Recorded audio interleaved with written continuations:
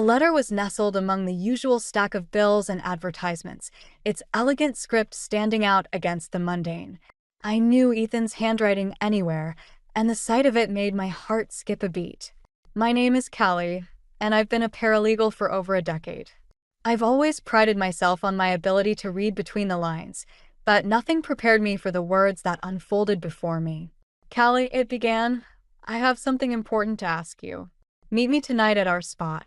Our spot was a quaint little restaurant by the river, where we first met 2 years ago. I felt a mix of excitement and anxiety bubbling up. Ethan wasn't usually one for grand gestures, so whatever he had to say must be significant. The day dragged on, each tick of the clock echoing the flutter of anticipation in my chest. As evening descended, I found myself at the restaurant, the soft glow of candlelight casting a warm hue over everything. Ethan was already there, his usual confident demeanor slightly frayed at the edges. He rose to greet me, his smile a bit too wide, his eyes not quite meeting mine. Callie, I'm glad you came, he said, pulling out a chair for me. There was a nervous energy in his movements, a telltale sign that something was up. We ordered our usual dishes, and as the waiter left, Ethan reached across the table, taking my hand in his. There's something I need to ask you, he said, his voice barely above a whisper. The anticipation in the air was palpable. He paused, seemingly searching for the right words. I've been thinking a lot about us, about our future. I want us to be together, Callie. Will you marry me? The question hung between us, suspended in the air like a fragile promise. My heart soared, but before I could fully savor the moment, he added, I know it's a big step, and there's something else. I want us to live with my mother, Lorraine, at least for a while. His words landed like a stone in my stomach. Lorraine was a formidable woman, deeply attached to Ethan and not shy about expressing her traditional views. I'd always sensed she saw me as an outsider, someone who might whisk her son away from her influence. I tried to keep my voice steady as I replied, Ethan, I love you, and I want to be with you, but living with Lorraine, are you sure that's what you want? He squeezed my hand, his gaze earnest. I know it's not ideal, but it's important to her. She's been lonely since Dad passed, and I think it'd mean a lot to her. Besides, it's just temporary. I nodded, though my mind was racing. Love was supposed to conquer all, right? But could it withstand the weight of Lorraine's expectations and my own need for independence? As we left the restaurant, Ethan's arm around my shoulders, I couldn't shake the feeling of unease that had settled over me.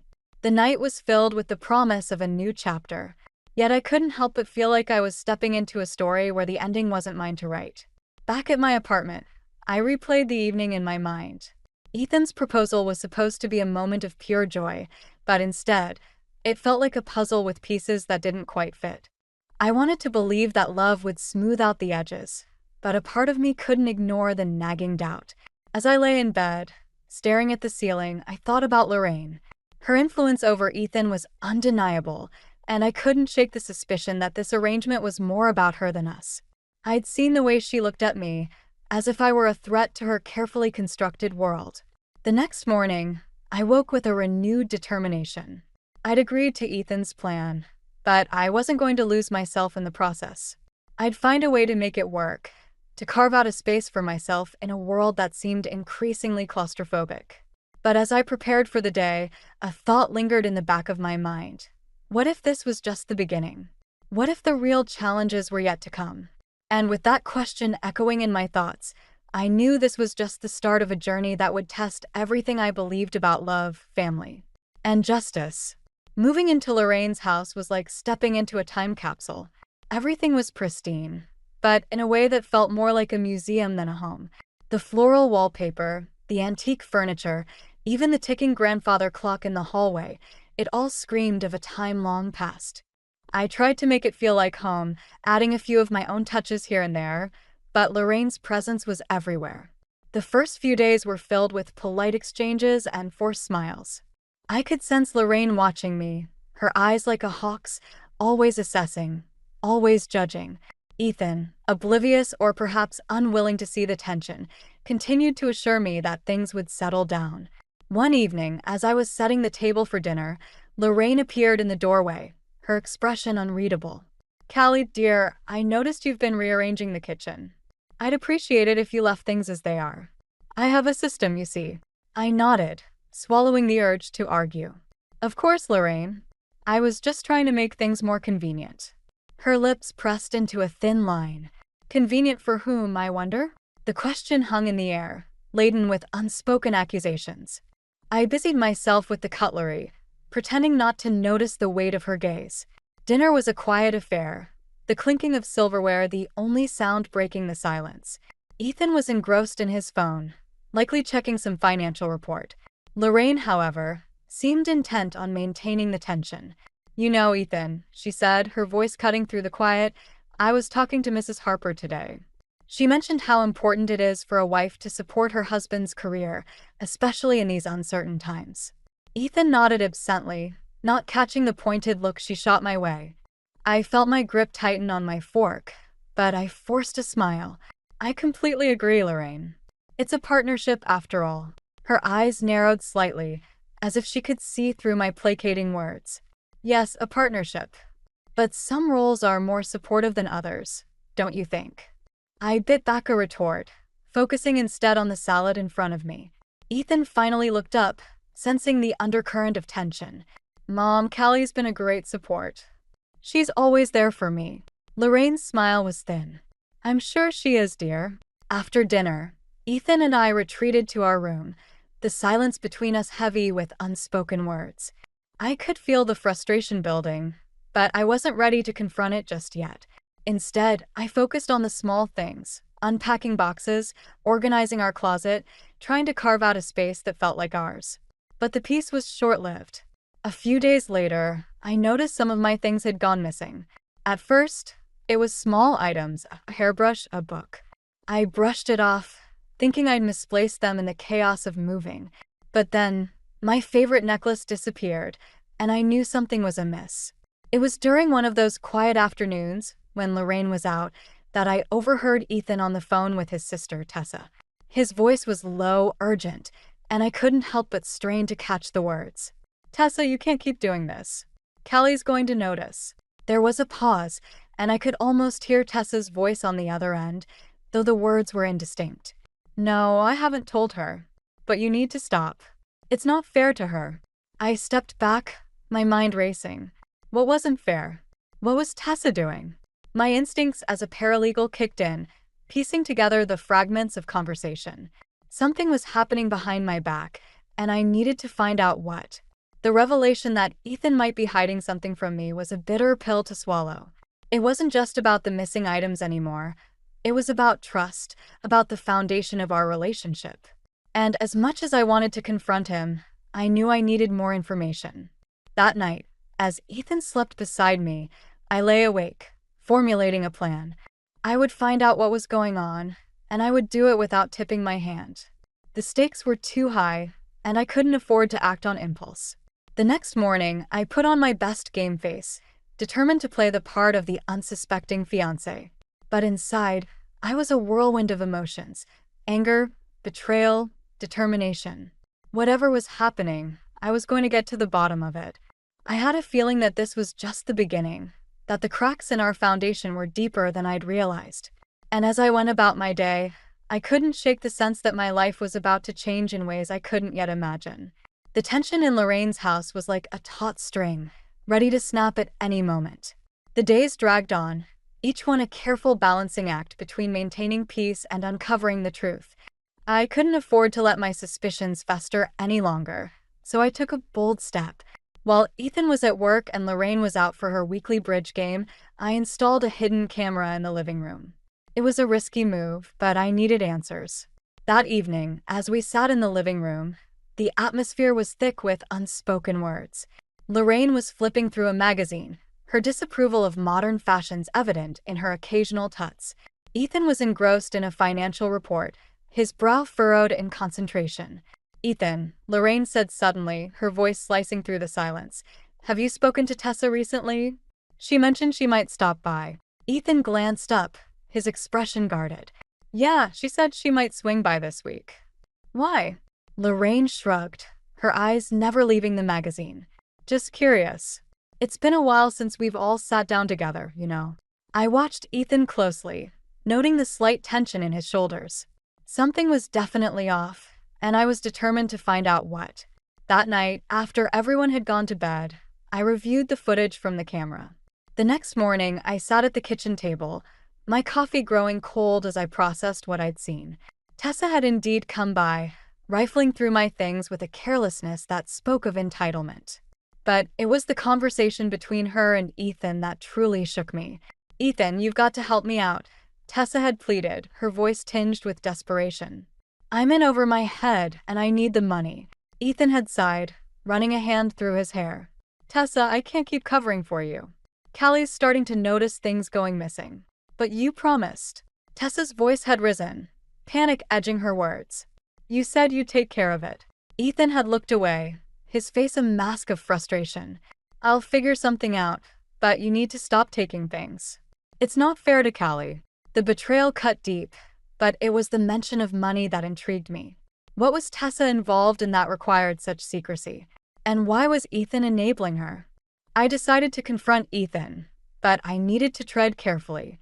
If I came on too strong, he'd shut down, and I'd be left with nothing but more questions. Later that day, as we sat in the living room, I broached the subject. "Ethan, I've noticed some of my things have gone missing," I said, keeping my tone light. "Do you think Tessa might have borrowed them?" He stiffened, his eyes flickering to mine. "Why would you think that?" I shrugged, feigning nonchalance. "I just thought maybe she needed them for something. You know how sisters can be." Ethan relaxed slightly, but there was a wariness in his gaze. "I'll talk to her. I'm sure it's just a misunderstanding." I nodded, letting the matter drop for now. But inside, I was seething. His evasiveness only confirmed my suspicions, and I knew I needed to dig deeper. That evening, I called Simone my best friend and confidant. Her voice was a balm to my frayed nerves, grounding me as I recounted the latest developments. "Callie, this is serious," Simone said, her voice firm. "You can't let this slide. You need to confront him directly." "I know," I replied, my mind racing with possibilities. "But I need more information. I have a feeling there's more to this than just Tessa's antics." Simone sighed, her frustration palpable even through the phone. "Just be careful, okay? You don't know what you're dealing with yet." As I hung up, I felt a renewed sense of determination. I couldn't let this go on. The longer I waited, the more tangled the web became. I needed to act, and soon. The next day, I decided to follow Tessa. It was a gamble, but I had to know what she was up to. I trailed her to a seedy part of town, watching as she entered a rundown building. My heart pounded in my chest as I waited, wondering what I'd find. When Tessa emerged, she was with a young woman I didn't recognize.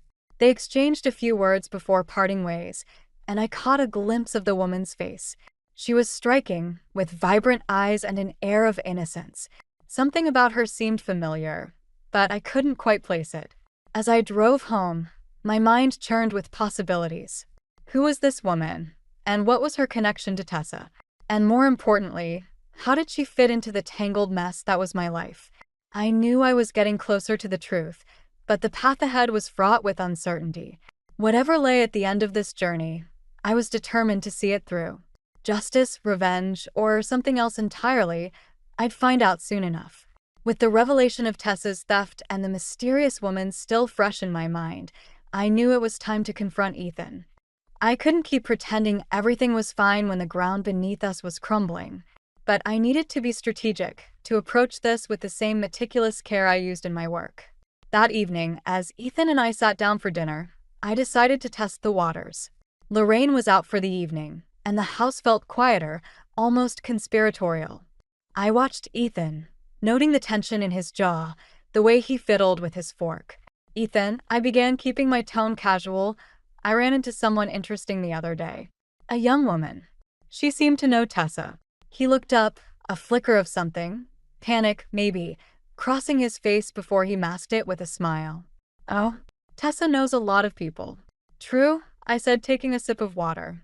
"But this one seems special. I think her name was Violet." Ethan's hand stilled, his smile faltering. "Violet? I don't think I know of Violet." His denial was too quick, too practiced. I felt a mix of anger and sadness, but I kept my expression neutral. "Well, she seemed nice." Maybe she's new in town. Ethan nodded, but his mind was clearly elsewhere. I let the conversation drift to safer topics, but inside, I was boiling. He was lying to me, and I needed to know why. The next day, I decided to pay a visit to Simone. I needed her perspective, her unwavering support. As I sat in her cozy living room, the warmth and familiarity of our friendship wrapped around me like a comforting blanket. "Callie, you look like you've seen a ghost," Simone said, handing me a mug of tea. "What's going on?" I sighed, running a hand through my hair. "It's Ethan. I think he's hiding someone from me."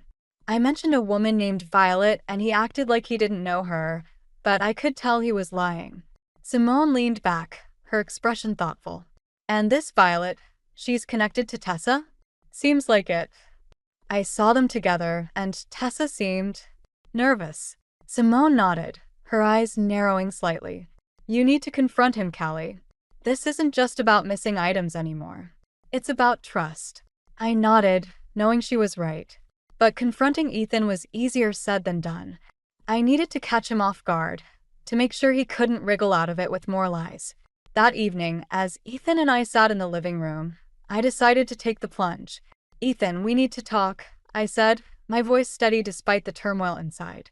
He looked up, his eyes wary. "About what?" "About Tessa, about Violet, about everything." I leaned forward, meeting his gaze head-on.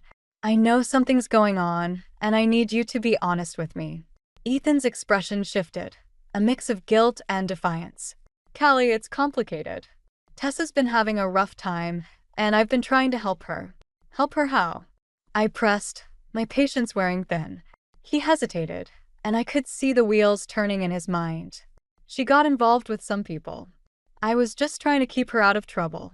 "And Violet?" I asked, my voice softening slightly.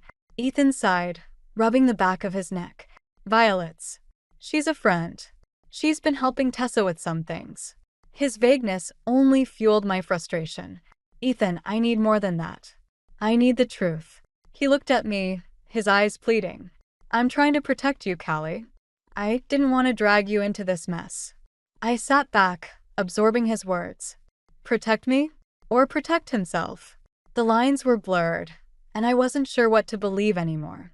As the silence stretched between us, I realized that this was a turning point. I had to decide whether to trust him or to dig deeper on my own. The stakes were higher than ever, and I couldn't afford to make a misstep. Later, as I lay in bed, my mind raced with possibilities. Ethan's words had only deepened the mystery, and I knew I couldn't rest until I uncovered the full truth. Whatever it took, I was ready to see this through to the end.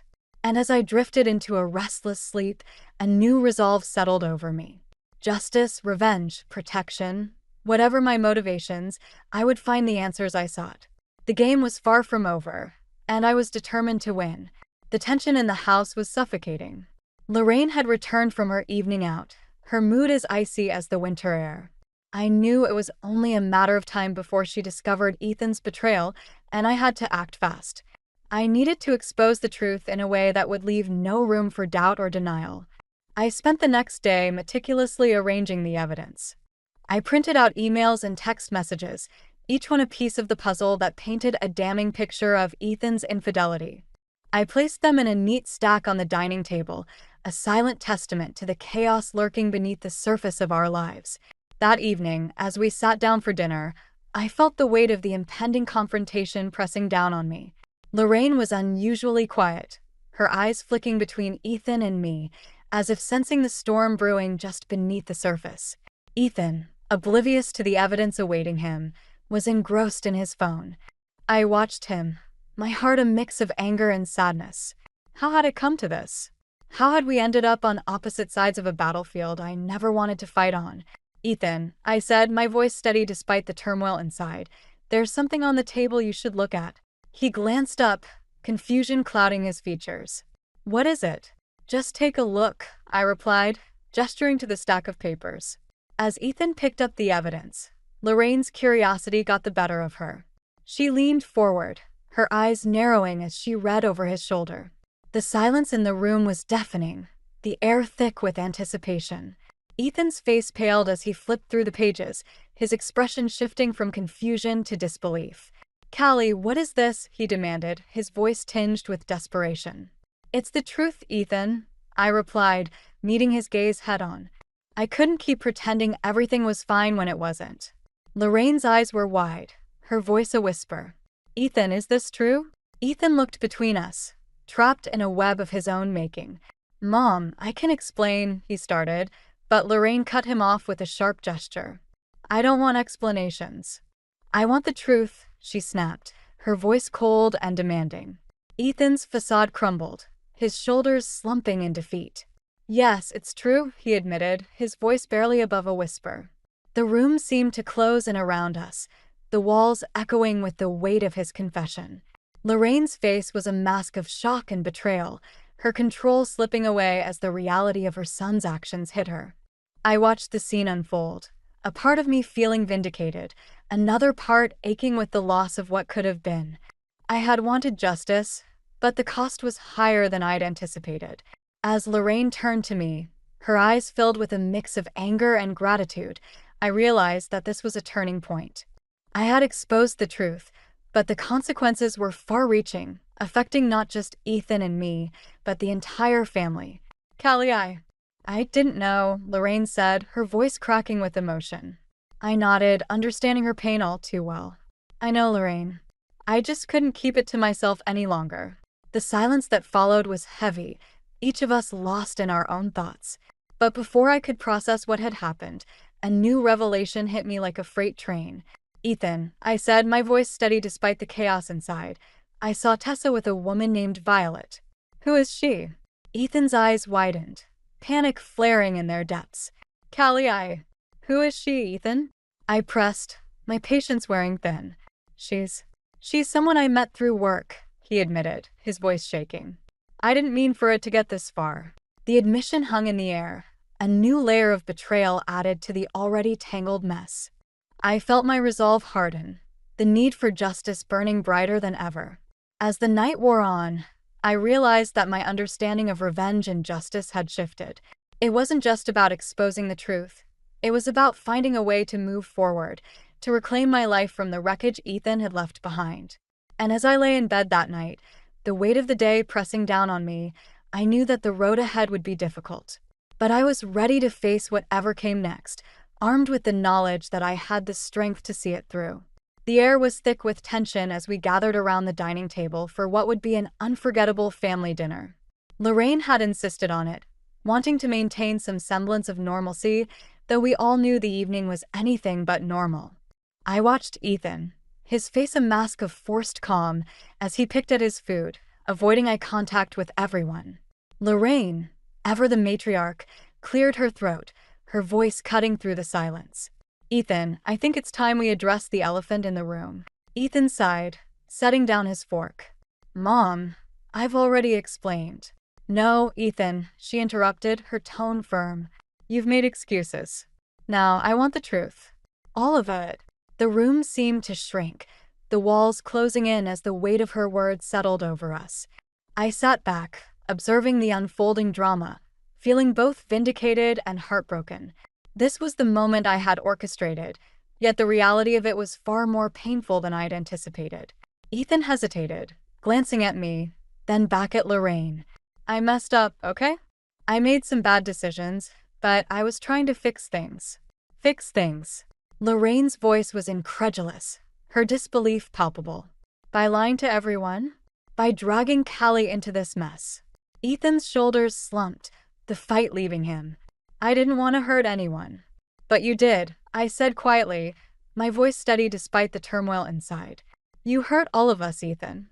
He looked at me, his eyes filled with a mix of regret and desperation. "Callie, save it, Ethan." I cut him off, the words sharper than I intended. "I'm done listening to your half-truths." The silence that followed was suffocating, each of us lost in our own thoughts. But before the tension could dissipate, the doorbell rang, shattering the fragile quiet. Lorraine rose to answer it, her movements stiff and mechanical. A moment later, she returned with Tessa in tow, her expression a mix of defiance and fear. "Tessa, what are you doing here?" Ethan asked, surprise and irritation lacing his voice. "I needed to talk to you," Tessa replied, her gaze darting nervously between us. Lorraine gestured for her to sit, her patience clearly wearing thin.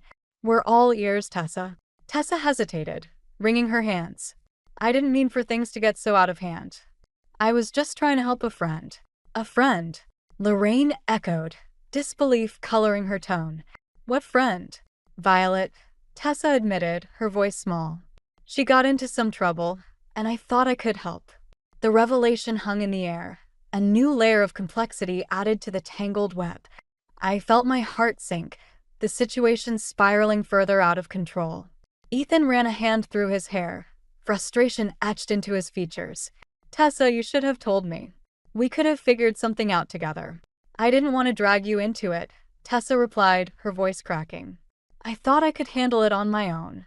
The room was silent, each of us grappling with the implications of Tessa's confession. I felt the weight of it all pressing down on me, the enormity of the situation overwhelming in its complexity. As the evening wore on, the reality of our fractured family dynamics became painfully clear.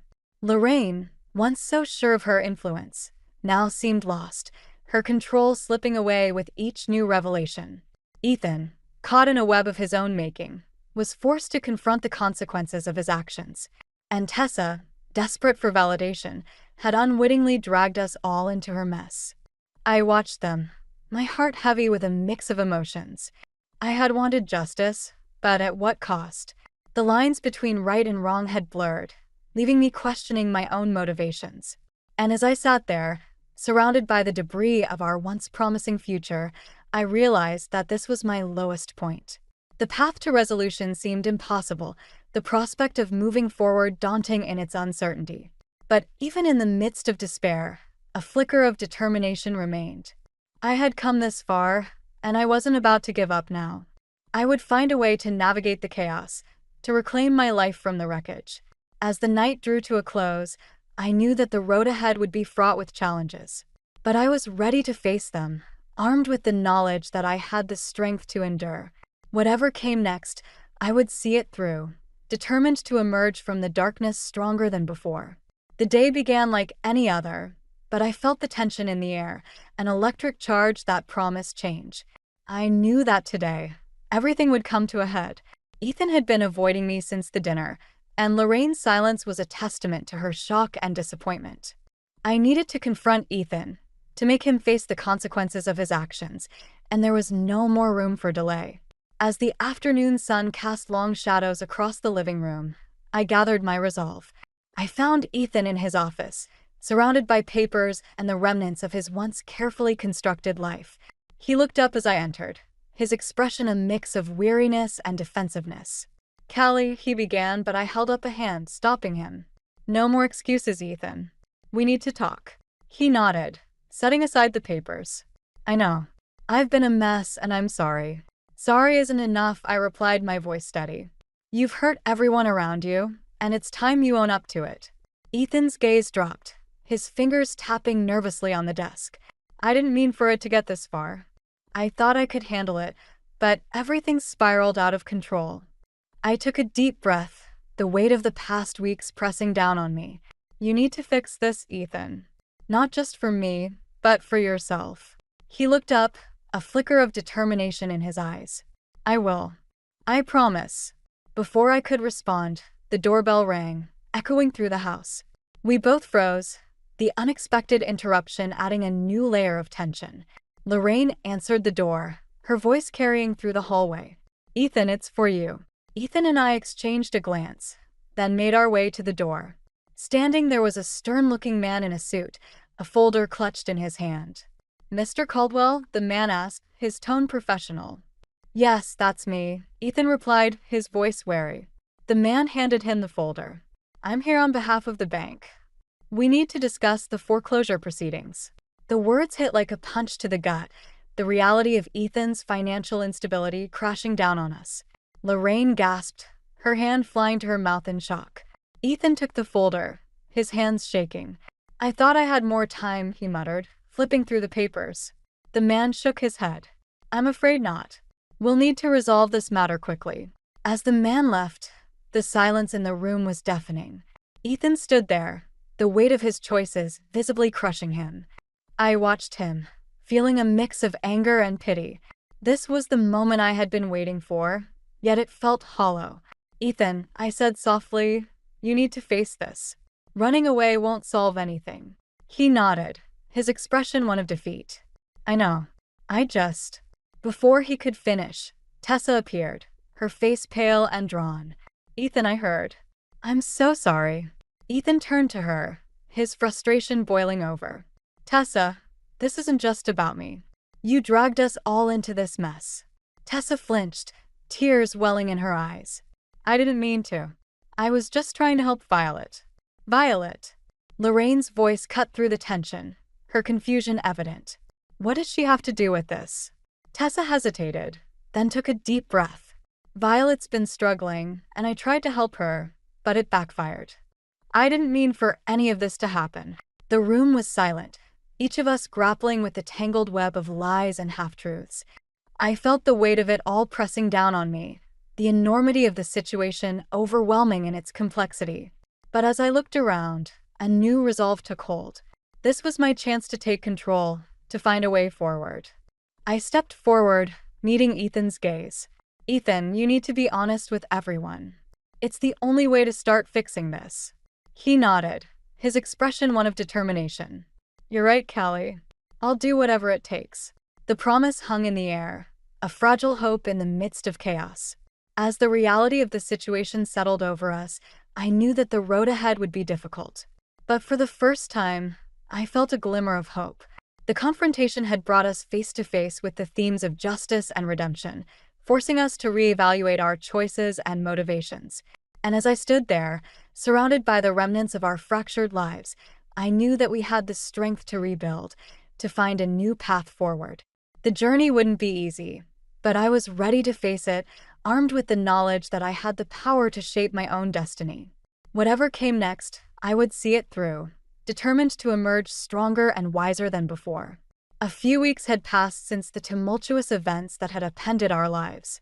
I had moved out of Lorraine's house and into a cozy apartment that overlooked a small park.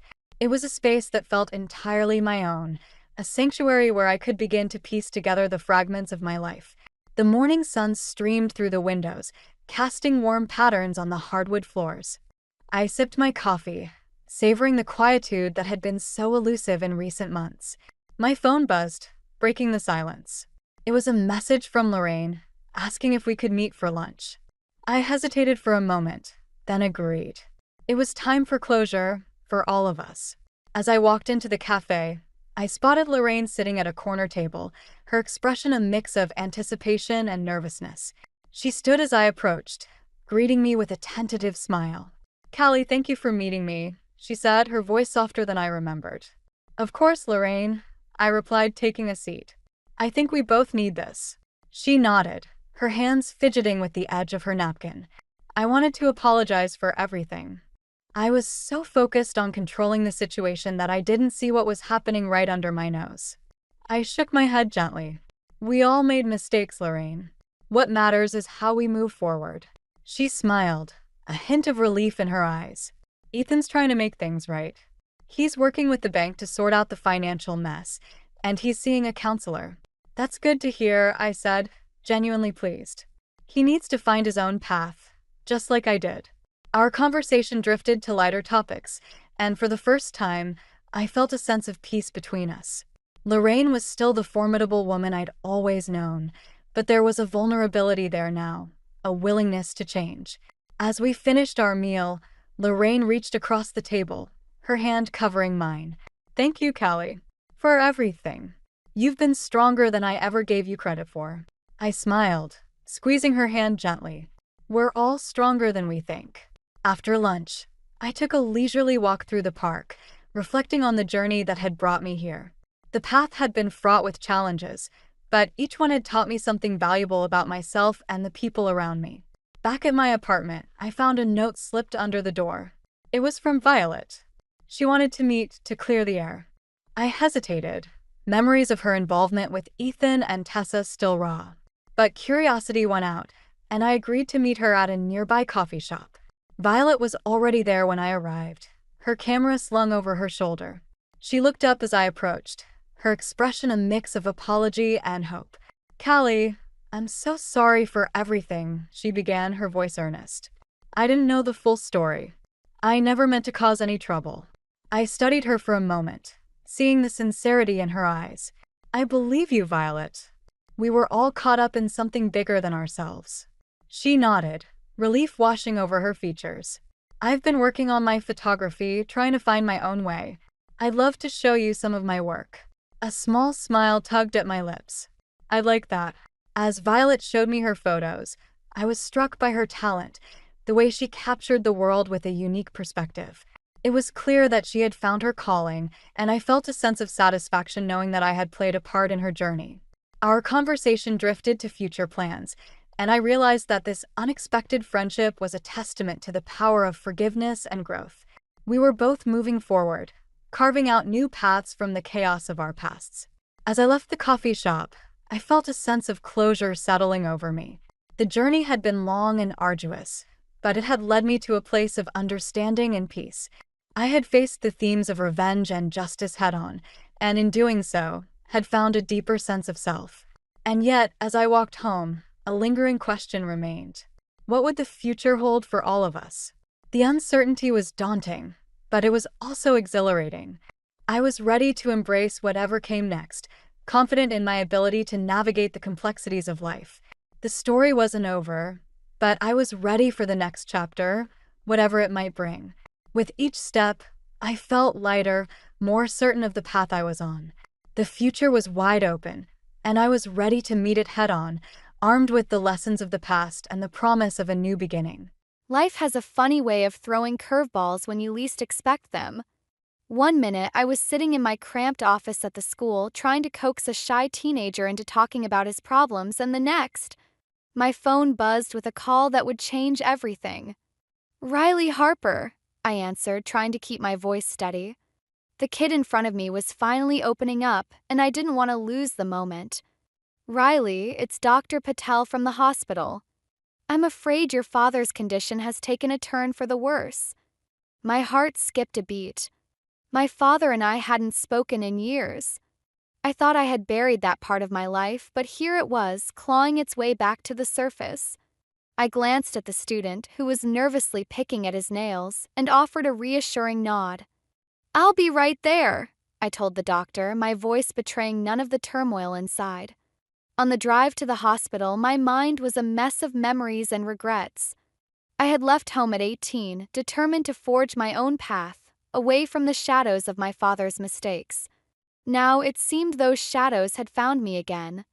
Walking into the hospital, I felt like a stranger in my own life. The sterile smell, the hushed voices, it all felt so surreal. I approached the nurse's station, trying to keep my emotions in check. "Excuse me, I'm here for David Harper," I said, my voice cracking slightly. The nurse looked up, her eyes softening with sympathy. "Room 214 down the hall." As I made my way to the room, I noticed a man standing by the door, his back turned to me. He was tall, with an air of quiet strength that seemed oddly familiar. I hesitated, unsure if I should interrupt. "Are you here for someone?" he asked, turning to face me. His eyes were a striking blue, filled with a mix of concern and exhaustion. "Yeah, my father," I replied, trying to read his expression. "David Harper." He nodded, a hint of recognition in his eyes. "I'm Grant Lawson. My father is in the next room."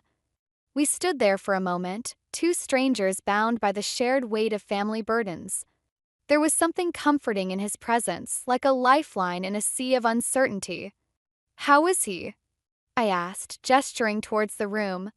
Grant sighed, running a hand through his hair. "Not great. It's hard seeing him like this." I nodded, understanding more than I wanted to admit. "Yeah, I know the feeling." We exchanged a glance, a silent acknowledgement of the unspoken fears and hopes that hung between us. It was strange, finding solace in someone I had just met, but there was an ease to it, as if we were old friends reunited by circumstance. As we talked, the conversation shifted to lighter topics, and I found myself laughing at his stories about growing up in a family business. It was a welcome distraction from the heaviness that loomed over us both.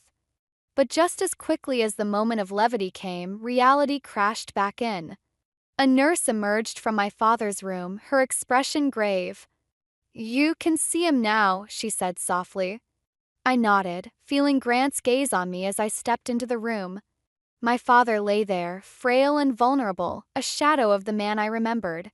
I swallowed hard, pushing down the emotions that threatened to overwhelm me. "Hey, Dad," I said quietly, taking a seat beside him. His eyes fluttered open, and for a moment I saw a flicker of recognition. "Riley," he murmured, his voice barely audible. We talked in halting sentences, skirting around the past and focusing on the present. There was so much left unsaid, but in that moment it didn't matter. All that mattered was being there, together. As I left the room, I found Grant waiting outside, leaning against the wall with a thoughtful expression. "How was it?" he asked, his voice gentle. "Harder than I thought," I admitted, feeling the weight of the day pressing down on me. He nodded, offering a small, understanding smile. "If you ever need to talk, I'm here." I thanked him, grateful for the unexpected connection. As I drove home, my mind was a whirlwind of thoughts. My father's condition, Grant's kindness, the unresolved questions that lingered like ghosts. And in the quiet of the night, I wondered what the future held. And if this unexpected encounter was the beginning of something I hadn't dared to imagine. I found myself standing outside the Lawson family's grand old house, a place that exuded both history and expectation.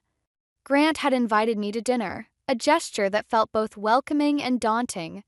As I rang the doorbell, I couldn't shake the feeling that I was about to step into a world that was both foreign and familiar in its complexity. The door swung open, and there was Grant, his smile warm and reassuring. "Glad you could make it, Riley," he said, ushering me inside. The house was filled with the comforting aroma of home-cooked food, and I could hear the faint clatter of dishes coming from the kitchen. Grant led me into the living room where his parents were seated.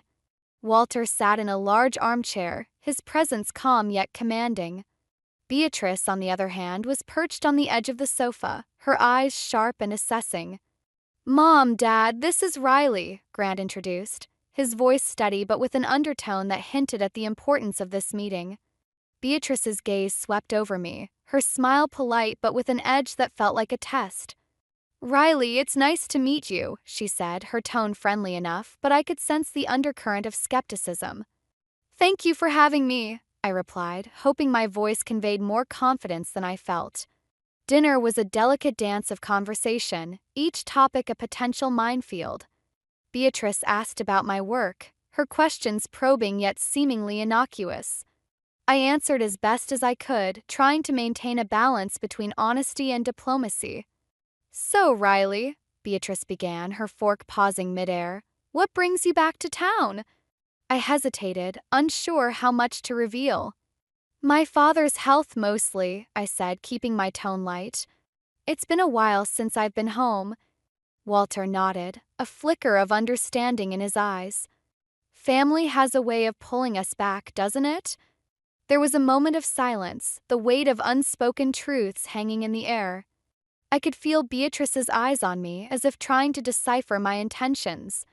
It was clear that she was fiercely protective of her family, and I was an unknown element in their tightly knit circle. After dinner, as Grant and I helped clear the table, I overheard Beatrice speaking softly to Walter in the next room. Their words were muffled, but I caught snippets that made my stomach clench. "Concerned about Grant's future. Not sure if she fits into this." I felt a pang of doubt, the seeds of insecurity taking root. Was I really an outsider here? Did I belong in Grant's life, or was I just a temporary distraction? Grant must have noticed my change in demeanor because he touched my arm gently. "You okay?" I forced a smile, not wanting to burden him with my worries. "Yeah, just a lot to take in." He nodded, offering a reassuring squeeze. "I know my family can be intense, but they'll come around." I wanted to believe him, but Beatrice's words lingered in my mind, casting a shadow over our budding connection. As the evening wound down, I found myself alone with Beatrice in the living room. She was arranging flowers in a vase, her movements precise and controlled. "Riley," she said, not looking up, "I hope you understand that we're just protective of Grant. He's been through a lot with the business and all." I nodded, trying to convey understanding.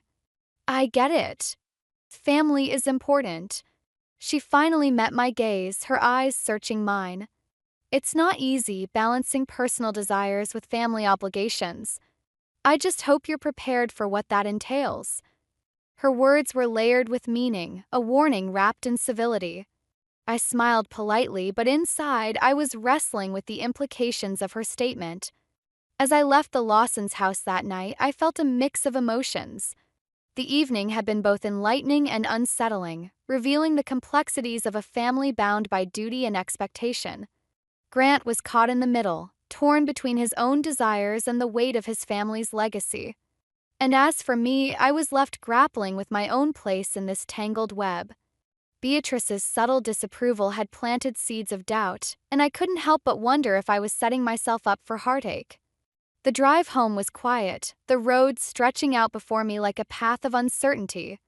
I knew I had to tread carefully to find my footing in this new chapter of my life.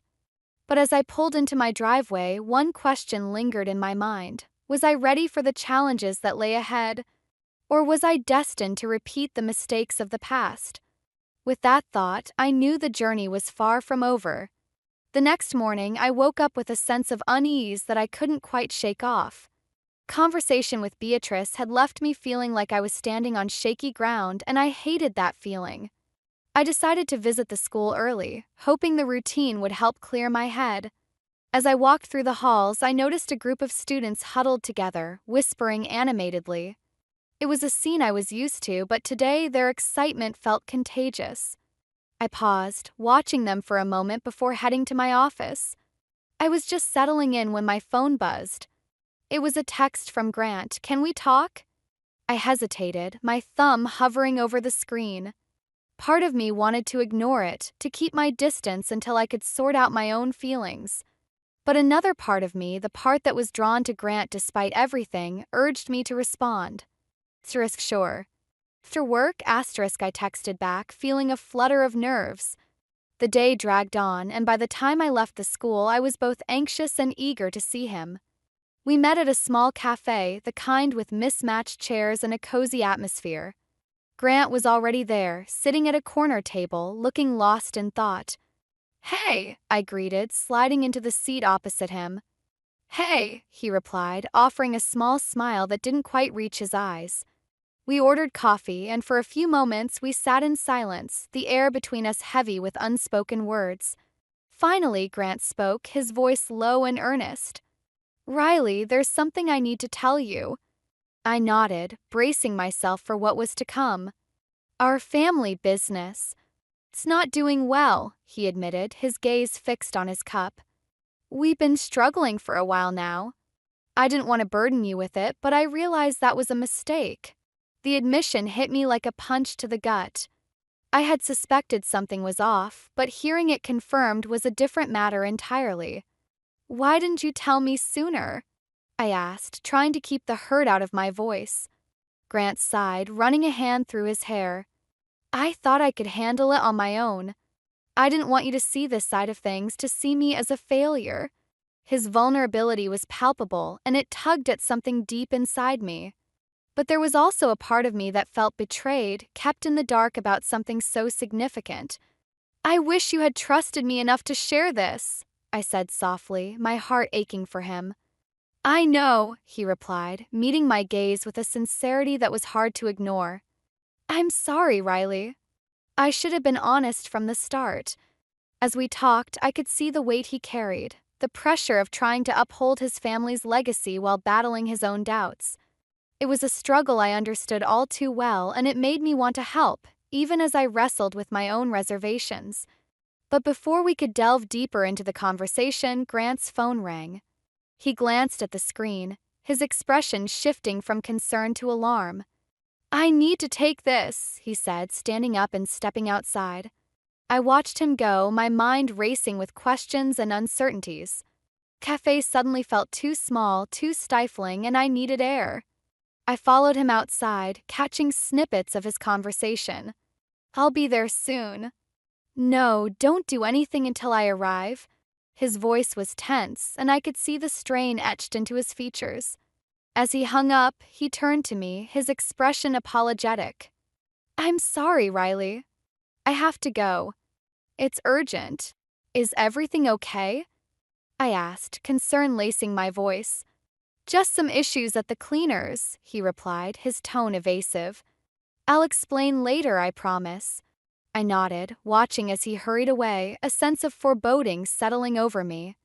There was more going on than he was letting on, and I couldn't shake the feeling that whatever it was only the beginning of a much larger storm. As I drove home, my mind was a whirlwind of thoughts. Grant's revelation had opened a Pandora's box of questions, and I was left grappling with the implications. Could I really be part of his life, knowing the challenges he faced? And more importantly, could I trust him to be honest with me moving forward? The road ahead was uncertain, and with each passing moment I felt the pull of conflicting emotions, hope, doubt, and an unyielding desire to uncover the truth. Whatever lay ahead, I knew one thing for sure. I was in deeper than I had ever intended, and there was no turning back now. The next few days felt like a whirlwind, with Grant and I caught in the eye of the storm. His revelation about the family business had raised more questions than answers, and I was left grappling with how to help without losing myself in the process. One evening, Grant called, his voice tinged with urgency. I've been thinking about a plan, he said.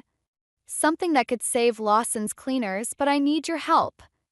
I hesitated, the weight of his words settling around me. What kind of help? Your perspective, he replied, his tone almost pleading. You're good with people, Riley. You know how to connect, how to see things differently. I need that. His request was both flattering and daunting. Part of me wanted to dive in to prove myself not just to him but to his family. But another part of me, the part that remembered Beatrice's disapproval and the uncertainty of our future, urged caution. I'll think about it, I said finally, my voice steady despite the turmoil inside. As I hung up, I realized I needed advice. Called Sadie, my rock and sounding board through all of life's twists and turns. We met at our favorite spot by the river, the setting sun casting a golden glow over the water. Grant wants me to help with the business, I said, skipping a stone across the surface. I'm not sure what to do. Sadie watched the ripples, her expression thoughtful. Do you want to help? Yes and no, I admitted, frustration creeping into my voice. I care about him, but I don't want to lose myself in his problems. She nodded, understanding in her eyes. You have to decide what's more important, Riley. Your dreams or his. Maybe there's a way to do both, but you need to figure out where you stand. Her words resonated with me, a reminder that I had my own path to follow. I thanked her, feeling a little more grounded, even as uncertainty loomed. The next day, I went to see Grant, ready to discuss his plan. But as I arrived at Lawson's Cleaners, I noticed something unusual. The shop was bustling, but there was an air of tension, like a storm brewing just beneath the surface. Inside, I found Grant in deep conversation with Walter. Their voices were low, but there was an intensity to their exchange that made me pause at the door. We can't keep going like this, Walter said, his voice firm. We need to make changes, even if it means letting go of the past. Grant's reply was muffled, but I caught the frustration in his tone. I know, but it's not just about the business. It's about family, about everything we've built. Their words were like pieces of a puzzle, hinting at deeper issues within the family. I stepped back, not wanting to intrude, but Grant spotted me and waved me over. Riley, he greeted, a mix of relief and tension in his eyes. We were just discussing the future of the cleaners. I nodded, sensing the gravity of the situation. Is there anything I can do? Walter looked at me, his expression inscrutable. Grant seems to think you have some good ideas. I'd like to hear them. The unexpected endorsement caught me off guard, but it also sparked a flicker of hope. Maybe there was a way to help, to bridge the gap between their past and future. As we talked, I offered suggestions, drawing from my experience with people and community outreach. Walter listened intently, his demeanor softening as he saw the potential in my ideas. But just as we were finding common ground, Beatrice entered the room, her presence like a cold wind. "What's going on here?" she asked, her gaze flicking between us. "We're discussing some new strategies," Grant explained, trying to keep his tone light. Beatrice's eyes narrowed slightly, a hint of suspicion in her voice. "And you think that's wise, involving outsiders in family business?" Her words stung, a reminder of the barriers I faced. But before I could respond, Walter spoke up, his voice calm but firm. "Riley's ideas could help us, Beatrice. We need to be open to change." The exchange shifted the dynamics, revealing cracks in the family's united front.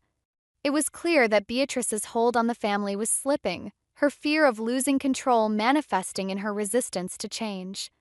As I left Lawson's Cleaners that day, I felt a mix of emotions. Path ahead was fraught with challenges, but there was also potential for growth, for healing. And as I walked away, I realized that my journey was not just about helping Grant, but about finding my own place in this tangled web of love, loyalty, and legacy. The Lawson family's annual charity gala was a big deal in town, a night where everyone dressed to the nines and pretended life was perfect. I had been apprehensive about attending, but Grant insisted it was important for us to present a united front, especially with the business on shaky ground. As I stepped into the grand ballroom, I was immediately struck by the opulence of it all. Crystal chandeliers, elegant floral arrangements, and a sea of people in glittering attire. Grant was by my side, his hand reassuringly on my back, but I could feel the tension radiating off him. "Thanks for coming," he murmured, his smile a little forced. "Wouldn't miss it," I replied, trying to sound more confident than I felt. We mingled, exchanging pleasantries with the town's elite, but I couldn't shake the feeling that I was being watched. Beatrice was nearby, her gaze like a hawk surveying its territory. Her disapproval was palpable, and I knew she was waiting for any misstep. As the evening wore on, I found myself cornered by Beatrice near the buffet table. Her smile was tight, her voice dripping with false sweetness. "Riley, I'm glad you could join us tonight." "Thank you for having me," I replied, keeping my tone neutral. She leaned in slightly, her eyes narrowing. "You know, these events are crucial for our family's image. It's important to maintain a certain standard." I nodded, understanding the subtext.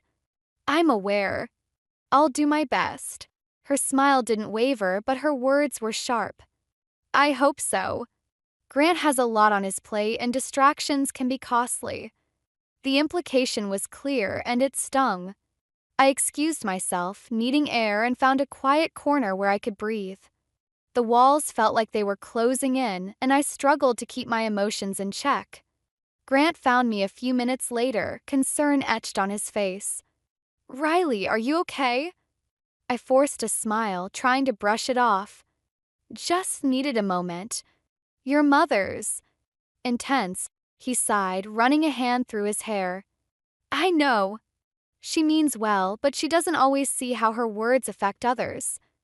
I nodded, appreciating his support but feeling the weight of his family's expectations pressing down on me. Before I could respond, we were interrupted by Walter, who looked unusually serious. "Grant, we need to talk," he said, his voice low. Grant glanced at me apologetically. "I'll be right back." As he walked away, I felt a pang of isolation, standing alone amidst the crowd. I wandered towards the balcony, hoping the cool night air would clear my head. Side, the city lights twinkled below, a stark contrast to the turmoil inside me. I leaned against the railing, trying to sort through my thoughts. But my moment of solitude was short-lived. "Quite the view, isn't it?" I turned to see Sadie, her presence a welcome surprise. "What are you doing here?" She grinned, holding up her camera. "Covering the event. Thought I'd find you here, hiding from the madness." I laughed, the tension easing slightly. Guilty as charged. We stood together, the silence comfortable. Finally, Sadie broke it, her voice gentle. You don't have to prove anything to them, you know. I know, I replied, though the conviction in my voice was lacking. But it's hard not to feel like I'm constantly being tested. Sadie nodded, her gaze steady. Just remember, you're more than whatever they think of you. Don't lose sight of that. Her words resonated, a reminder of who I was outside of this tangled mess. But before I could respond, the sound of raised voices drifted from inside. Grant and Walter were arguing, their voices carrying through the open doors. I caught snippets of the conversation, enough to piece together the gist. Can't keep pretending everything's fine. We need to be honest, Grant. I'm trying, but it's not just about us. It's about the future. Tension was thick, the air charged with unresolved issues. I felt a pang of sympathy for Grant, caught between his family's legacy and his own desires. As the argument subsided, Grant returned to the balcony, his expression strained. Sorry about that, he said, his voice weary. I touched his arm, offering silent support. It's okay. Are you all right? He nodded, but I could see the conflict in his eyes. I just wish things were simpler. We stood there, side by side, the night stretching out before us. The gala continued inside, a world of glitz and glamour that felt increasingly distant from the reality we faced. And as I looked at Grant, I realized that the path forward was anything but clear. We were standing on the edge of something vast and uncertain, and I knew that whatever happened next would test us both in ways we hadn't yet imagined. Returning to my life after the gala felt like stepping into a different world. I had thrown myself back into work, trying to find solace in the familiar routines of school counseling. Each day brought new challenges with students, and while it was rewarding, the shadow of everything with Grant loomed large. One afternoon, as I was leaving the school, my phone rang. It was Grant. I hesitated, my thumb hovering over the screen before I answered. Hey, I said, trying to sound upbeat. Riley, I need to see you, Grant said, his voice tense and urgent. Is everything okay? I asked, concern threading through my words. Not really. Can we meet at the park? I agreed, my heart heavy with anticipation. When I arrived, Grant was already there, pacing by the lake. His usual calm demeanor was replaced by a restless energy. Grant, what's going on? I asked, approaching him. He stopped, his eyes meeting mine with a mix of desperation and frustration. The business is worse off than I thought. We might have to shut down. The words hung between us, heavy and suffocating. I searched his face, hoping for some sign that he was exaggerating, but his expression was grim. Is there anything we can do? I asked, my voice barely above a whisper. He shook his head, running a hand through his hair. I've tried everything, Riley. Loans, investors, even selling off some assets. Nothing's worked. I reached out, squeezing his arm. We'll figure something out. But even as I said it, doubt crept in. The situation felt insurmountable, a mountain too steep to climb. And as if sensing my uncertainty, Grant's expression hardened. I'm sorry I dragged you into this, he said, stepping back slightly. Maybe it would have been better if we hadn't. Don't, I interrupted, my voice firmer than I felt. We're in this together. He nodded, but I could see the internal battle raging within him. He was torn between his family's legacy and the desire to protect me from the fallout. And in that moment, I realized how deeply intertwined our lives had become. As we stood there, the wind whispering through the trees, my phone buzzed with a text. It was from Sadie. Call me when you can. Urgent asterisk. I showed Grant the message, and he nodded. Go ahead. I'll be here. I stepped away, dialing Sadie's number. Her voice was breathless, almost frantic. Riley, you won't believe this. I was going through some old photos from the gala, and I found something strange. What do you mean? I asked, my curiosity piqued. There's a picture of Beatrice talking to someone I didn't recognize. I did some digging and it turns out he's a competitor. They've been meeting secretly. The revelation hit me like a tidal wave. Beatrice, the staunch protector of her family's legacy, was colluding with the enemy? Seemed impossible, yet Sadie's words rang true. Are you sure? I asked, my mind racing. Positive. I've got the photos to prove it, Sadie replied. I thanked her, my mind a whirl of confusion and betrayal. Beatrice was working against her own family. What did that mean for Grant and the business? I returned to Grant, my heart pounding. We need to talk, I said, my voice urgent. He looked up, concern etched on his features. What is it? I hesitated, unsure how to break the news. Sadie found something. Your mother's been meeting with a competitor. His expression shifted from confusion to disbelief. That can't be right. She'd never. I wouldn't believe it either if I hadn't seen the evidence, I said, my voice steady despite the turmoil inside. Grant's face fell, a mix of anger and hurt clouding his features. Why would she do this? I don't know, I admitted, feeling the weight of the revelation pressing down on us both. The betrayal was a knife in the back, twisting with every realization. Beatrice, who had always been so protective of the family's legacy, was the one undermining it. And as I stood there with Grant, I felt the ground shift beneath us, the foundation of everything we'd believed crumbling away. We were at a crossroads, faced with impossible choices and no clear path forward. The future felt bleak, and for the first time I wondered if we could survive the storm. But even in the darkness, I knew one thing. We had to confront the truth, no matter how painful, and find a way to rebuild from the ashes. The weight of the revelation about Beatrice hung over us like a storm cloud. Grant and I knew we had to confront her, but the prospect was daunting.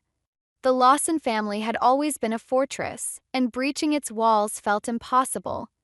Yet we couldn't ignore what we'd discovered.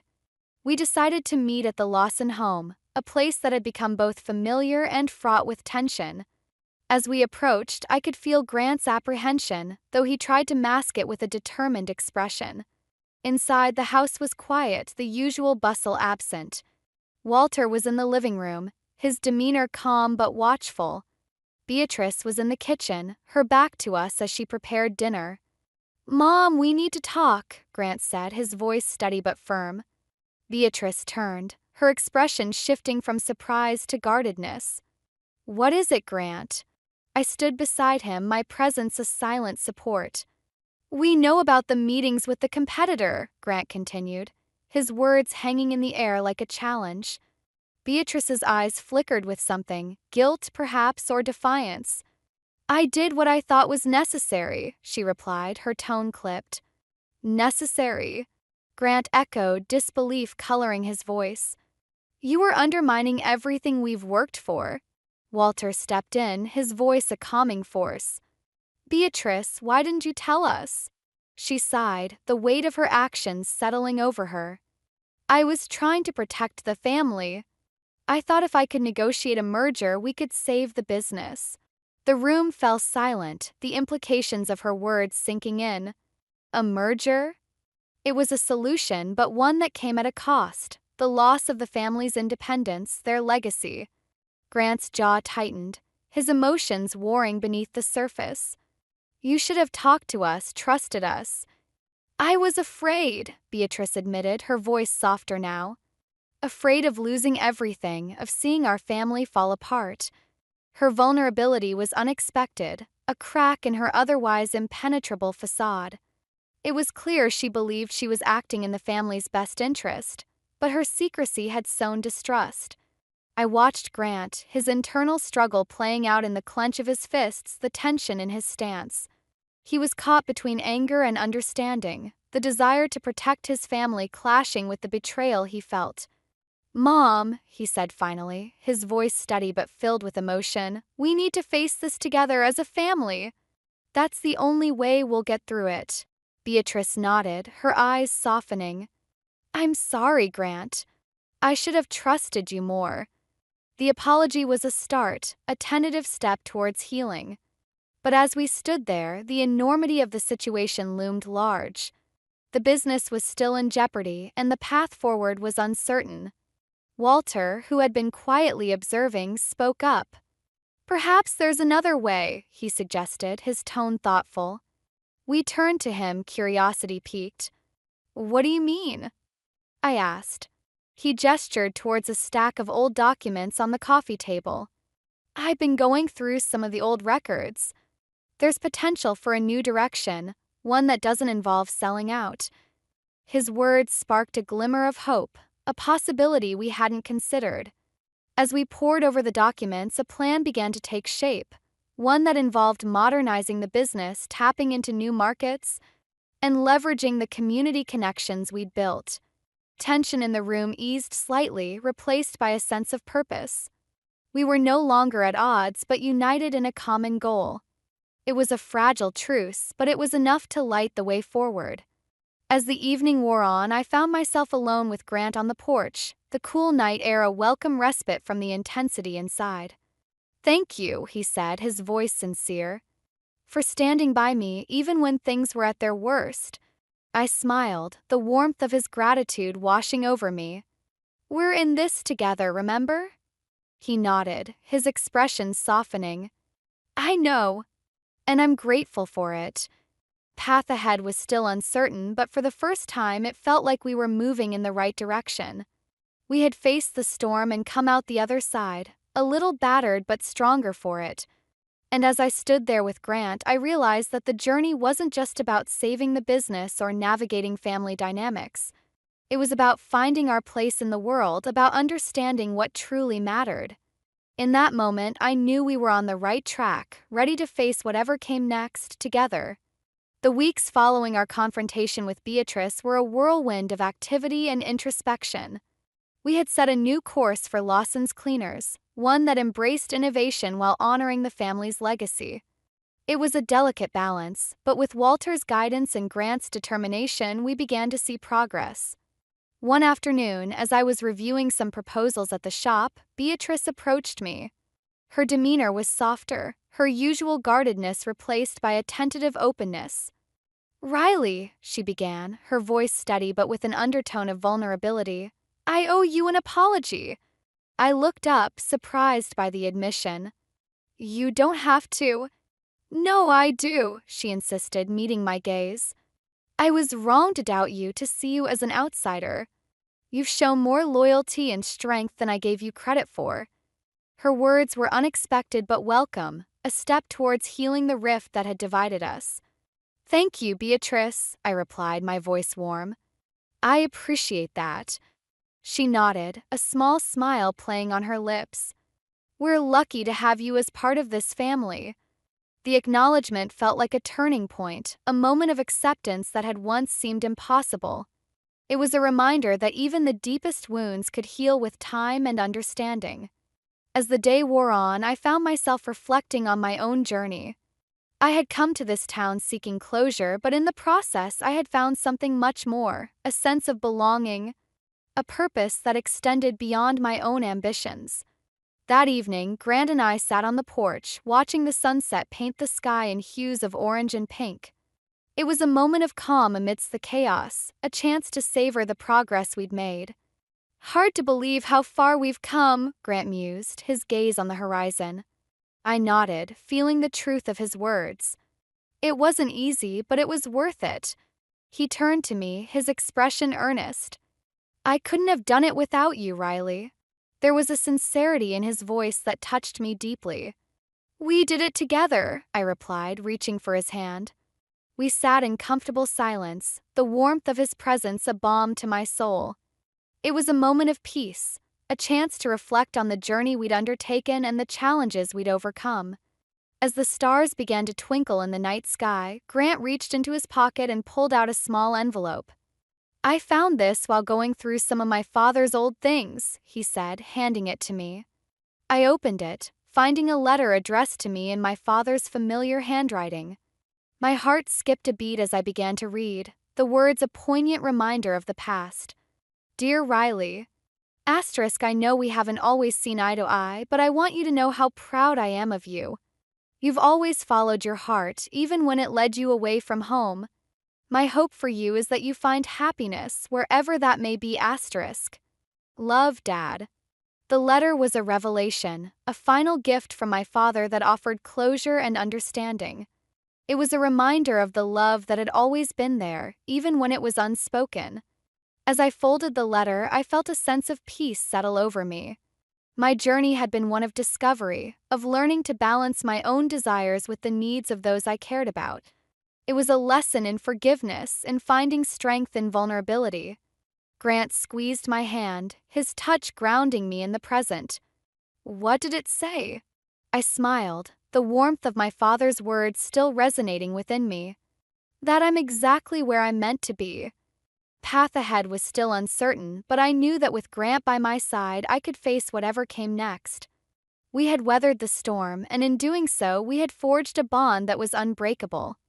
As we sat together under the stars, I realized that the journey was never really about revenge or justice. It was about finding my place in the world, about understanding that true strength came from love and connection. And in that moment, I knew we had found our way home.